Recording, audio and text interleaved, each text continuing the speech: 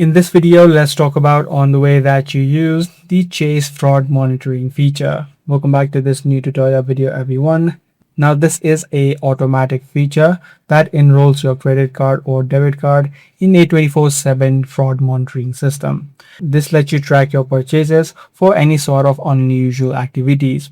In order to use this feature, there are a few things that you can do. First thing that you can do is customize your account alerts. So from the profile and settings section, you'll be able to set up any sort of alerts, whether it be text messages, emails, or even push notifications for any sort of events that are available. Secondly, you can also set up the credit journey for identity monitoring, as well as instantly lock your cards if you have misplaced them. So these are the features that you can use in order to use the Chase fraud monitoring feature. I do hope this guide video was helpful to you. If it was, be sure to subscribe. I'm going to see you in the next one.